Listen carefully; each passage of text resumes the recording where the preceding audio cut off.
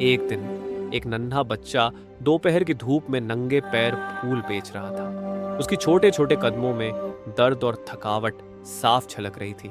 लोग उसे देखकर मोल भाव कर रहे थे, लेकिन उसकी आंखों में एक अजीब सी उम्मीद थी। उसकी चमकदार आंखें और मुस्कान उसके अंधेरे दिन की चादर को थोड़ी सी रोशनी दे रही थी। गांव में एक सज्जन व्यक्ति ने बच्चे की स्थिति देखी और उसे देखकर उसे गहरी संवेदना महसूस हुई।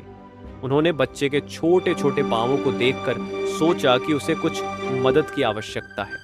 वह तुरंत पास की एक दुकान पर गए और एक जोड़ी बूट खरीदने का निर्णय लिया। बूट लेकर वह फिर से बच्चे के पास आए और कहा, बेटा, ये बूट पहन लो। बच्चे ने उत्सुकता से बूट पहने और उसकी आंखें खुशी से चमक उठी। उसने उस सज्जन व्यक्ति का हाथ पकड़ लिया और कहा, आप भगवान हो।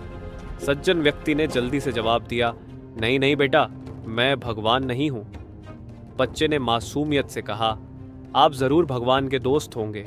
मैंने कल रात ही भगवान से प्रार्थना की थी कि मेरे पांव बहुत जलते हैं, मुझे बूट दिला दो। वह सज्जन व्यक्ति आंसू की चादर को अपने आंखों में छिपाए हुए मुस्कुराते हुए वहां से चला गया।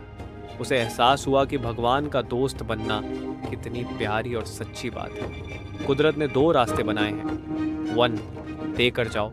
जब हम किसी की मदद करते हैं तो हम न केवल उनकी जीवन की कठिनाइयों को आसान बनाते हैं, बल्कि खुद को भी अमीर बनाते हैं। जब हम अपनी समृद्धि और संसाधनों को दूसरों के साथ साझा करते हैं तो हम मानवता की सबसे बड़ी सुंदरता को प्रकट करते हैं। तो छोड़कर जाओ।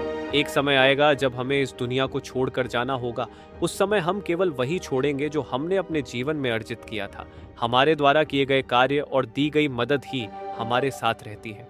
साथ लेकर जाने की कोई व्यवस्था नहीं है। हमें अपने जीवन में दिए गए संसाधनों और अवसरों का उपयोग करके दूसरों की सहायता करनी चाहिए। यही असली अमीर बनने का रास्ता है। कहानी का संदेश है कि कुदरत ने हमें दो ही विकल्प दिए हैं, दूसरों की मदद कर जाना या कुछ भी न करके खाली हाथ जाना। इसलिए हमें अपने जीवन में सकारात्मक योगदान देने की कोशिश करनी चाहिए। अगर कहानी अच्छी लगी तो कमेंट करें और लाइक करें और चैनल को सब्सक्राइब करना ना भूलें। धन्यवाद।